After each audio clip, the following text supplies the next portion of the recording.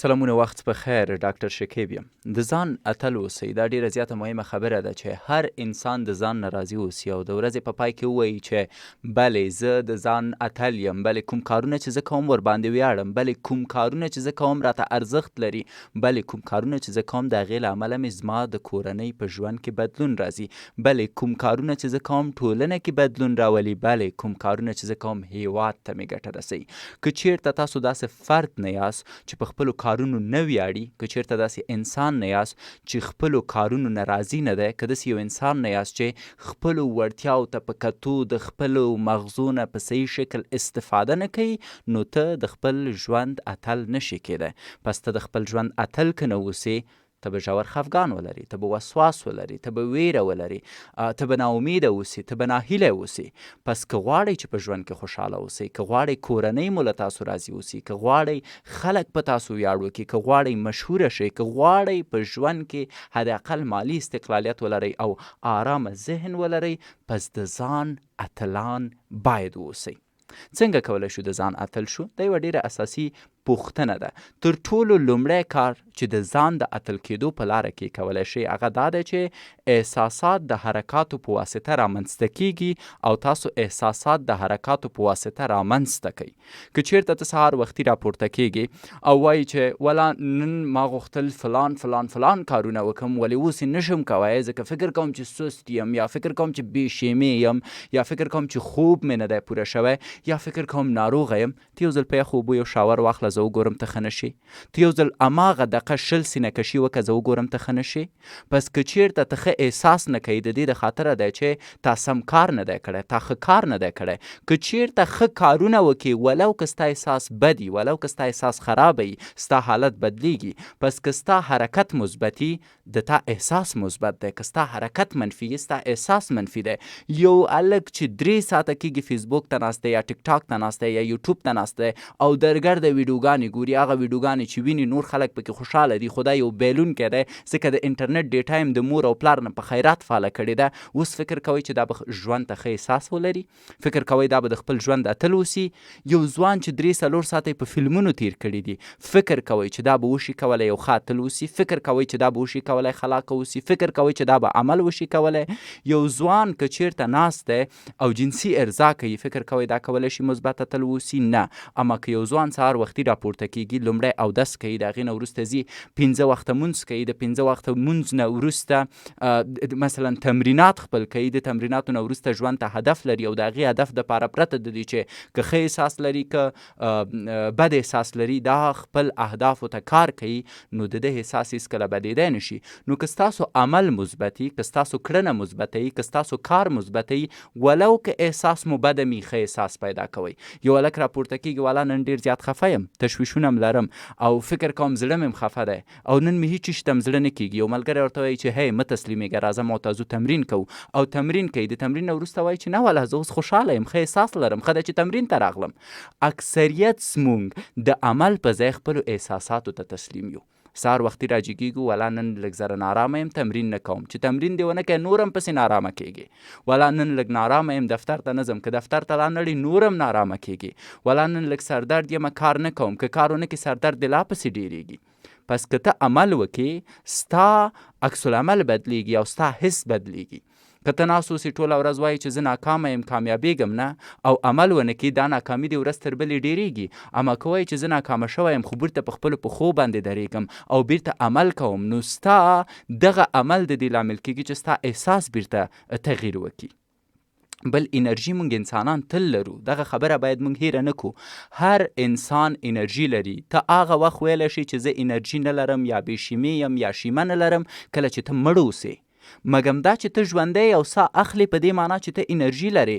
نو انرژي تل لرو، یوازې باید پوه شئ چې دغه انرژي تاسو چیرته کاروئ. زموږ اکثرا خلک ځکه د خپل ژوند اتلان نه دي چې دوی خپله اکثره انرژي په منفي خبرو کاروي، خپله اکثره انرژي په منفي فکرونو کاروي، خپله اکثره انرژي په منفي رواجونو باندې کاروي. یو نفر ناست دی، فکر کوي چې ولا شرایط خراب دي، ولا ستونزې ډېرې دي، ولا زه نشم کولی ژوند ته تغییر ورکړم، ورکم، ولا زه نشم کامیابېدی، ولا زه نوې وظیفه نشم پیدا کولی، ولا زه نوی کار نشم کولی. نو کله چې ستا ټوله انرژي په نشم باندې مصرفیږي، ته فکر کوي چې ته به یو کار وشي کولی. اما که چیرته ستا انرژي په مثبتو کارو باندې بدله شي، وایي چې که چیرته راته د 12,000 وظیفه نه پیدا کیږي، توکل په الله د 2,000 نه شروع کوم. ووایي چې که چیرته نشم کولی کورنۍ ته ډیره خوشحالي ورکم، توکل په الله کینم نن ورته اشپزي کوم. نو دغه کړنې ستا مثبته انرژي ده او مثبته انرژي تا ته نوره مثبته انرژي درکوي. اما زموږ اکثره انرژي په منفي شیانو باندې مصرفیږي. تاسو وګورئ که یو نفر په ټولنه کې تاسو ته 100 ښې خبرې وکړي، په کیسه کې نه یې، خو که د هماغه نفر نه یوه اشتباه وشي، په زرګونه خلک په هغه باندې پوسټونه کوي، په زرګونه خلک هغه ته بدرد وایي. ولې؟ چې زموږ ټول فکر منفي انرژي ته دی. او کله چې په ټولنه کې تاسو منفي انرژي ته کار کوئ، دا منفي انرژي د تاسو وجود له منځه وړي، ستاسو فکر له منځه وړي، ستا مغزه په ټوله کې بیا غلامیږي د منفي انرژۍ. او کله چې ته خپله انرژي په منفي انرژۍ بدلی، فکر کوي خوشحاله به اوسې، فکر کوي د ژوند اتل به اوسې، نشي کولی د ژوند اتل اوسې. پس هر شي کې مثبته انرژي ولټوئ. خپل ژوند کې کومه انرژي چې لرئ په مثبت شکل یې وکاروئ او په مثبت انرژۍ یې بدله کړئ. بله خبره دا ده چې ارزښت مو احساسات راپروي او احساسات مو عمل ته مجبوره کوي. که تاسو ته یو شی ارزښت ولري، تاسو احساساتي کیږئ او د هغې لاسته راوړلو لپاره کوشش کوئ او په هر شکل چې هغه لاسته راوړئ. که زه چیرته یو انسان ته وایم چې ته په لاره روان یې او یو څوک ستا مورکۍ ته کنځلې وکړي، ته هغه سړی پرېږدې، راته وایي ولا که رانه خلاص شي، په دې خولې وهم. ولې؟ چون تاسو ته ستاسو مورکۍ ارزښت لري، او که څوک ستاسو د مورکۍ په اړه بده خبره کوي، نو ستاسو احساسات راپریږي او دا احساسات تاسو مجبوره کوي چې عمل وکړئ. او د دې عمل په پایله کې هغه چا چې ستا مورکۍ ته خدای ناخسته توهین کړی، ته هغه ته جزا ورکړئ. پس اوس د ځان نه پوښتنه وکړئ، تاسو په مثبتو برخو کې څومره خپل احساسات راپرولي؟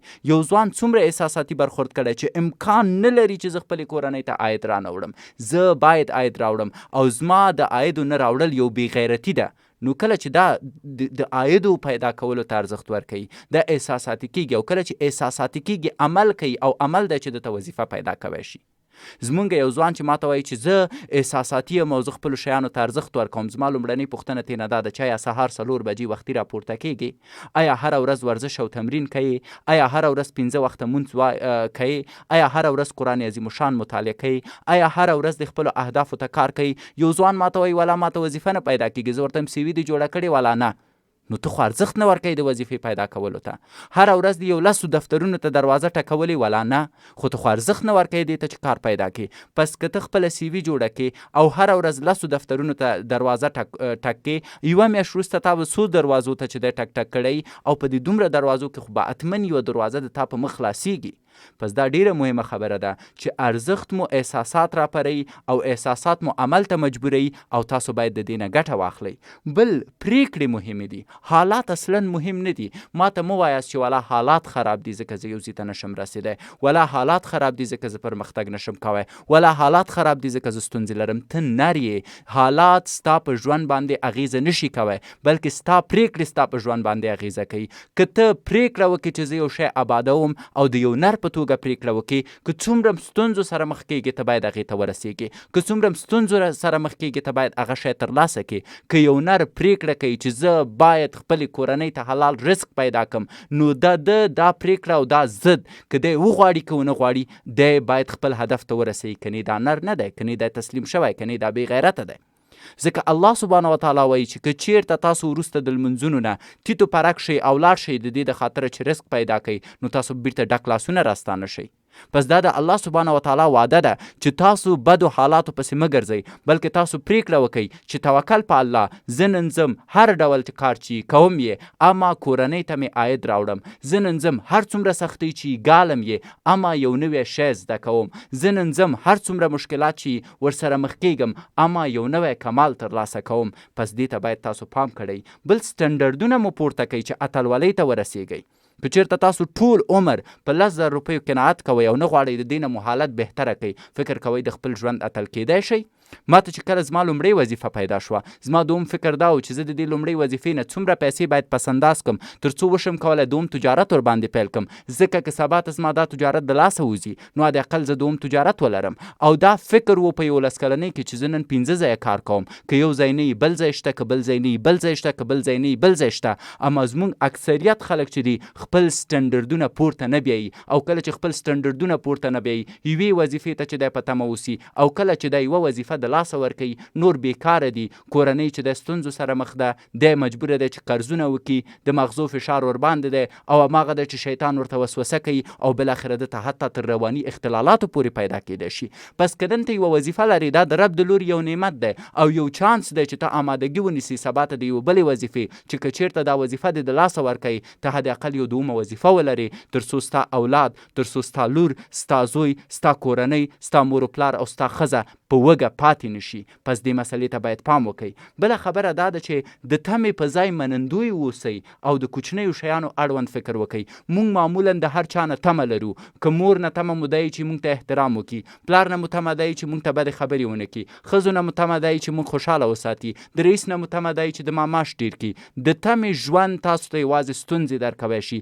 د هیڅ چا نه تمه مه لرئ، بلکې هر هغه کوچني شیان چې لرئ هغې ته شکرګزاره اوسئ. که لور لرئ نن ځئ کور ته ښکل یې کوئ او شکر وباسئ چې یوه لور لرئ. که زوی لرئ لاړ شئ ورسره لوبې وکئ او شکر وباسئ چې زوی لرئ. که میرمن لرئ ښکل یې کوئ، ورته یوه خوږه خبره وکئ، شکر وباسئ چې میرمن لرئ. ځکه داسې خلک شته چې د زامنو په ارمان دي، داسې خلک شته چې د لورګانو په ارمان دي، داسې خلک شته چې د ښځې په ارمان دي، داسې خلک شته چې د مور په ارمان دي، داسې خلک شته چې د پلار په ارمان دي، داسې خلک شته چې د یوې کوټې په ارمان دي چې نه لري، داسې خلک شته چې د یوې ورځې د ډوډۍ په ارمان دي. پس هر هغه کوچني شیان چې لرئ ورنه شکرګزاره اوسئ، د خدای شکر ادا کوئ او په کوچنیو شیانو قناعت وکئ، د ډیرو شیانو دپاره مبارزه وکئ.